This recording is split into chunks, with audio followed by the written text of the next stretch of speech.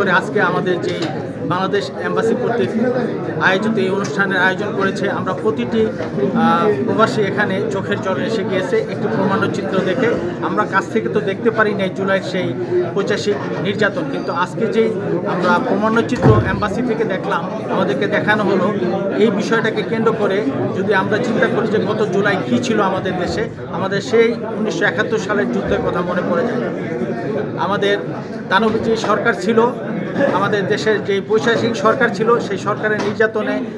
তাজা প্রাণগুলো ঝরে গিয়েছে এবং অনেকে এখনও মৃত্যুর সাথে পাঞ্জা লড়তেছে। কারো হাত, কারো পা, কারো চোখ অপস হয়ে আছে, বিছনায় শুয়ে কাতরাচ্ছে কিংবা ঘরে একটি অনাকাঙ্ক্ষিত জীবন যাপন করতেছে। আমরা যাতে প্রতিটি জুলাই বিপ্লবের যারা শহীদ হয়েছেন, আল্লাহ যাতে তাদেরকে শহীদ মর্যাদার স্থানে প্রতিষ্ঠিত করে এবং যারা এখনও বঙ্গুত্ব বরণ করে আছেন এবং পরিবারগুলো যাতে সমস্যায় সৃষ্টি হয়ে জর্জরিত আছেন, আমরা যাতে সকলে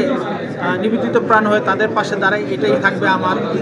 বলা বাংলাদেশ বর্তমান সরকারের কাছে। এবং পরবর্তীতে যে সরকার আসবেন অবশ্যই যাতে জুলাই বিপ্লবকে কেন্দ্র করে যারা শহীদ হয়ে আছেন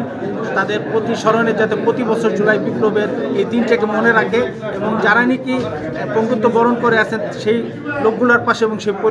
পরিবারগুলোর পাশে যাতে আমাদের পরবর্তী সরকার দাঁড়ায় এবং বর্তমান সরকার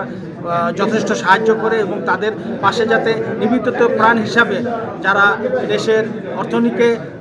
অর্থনীতিকে চাঙ্গা করার জন্য শিল্পপতিরা যারা আছেন, প্রবাসে যারা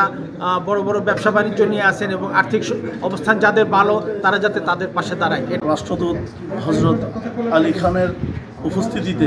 রেমিটেন্স যোদ্ধা দিবস পালিত হওয়ায় আমি সিএফি সাখাওয়াত খানের পক্ষ থেকে সবাইকে বৈধ পথে রেমিটেন্স প্রেরণের জন্য অনুরোধ করতেছি।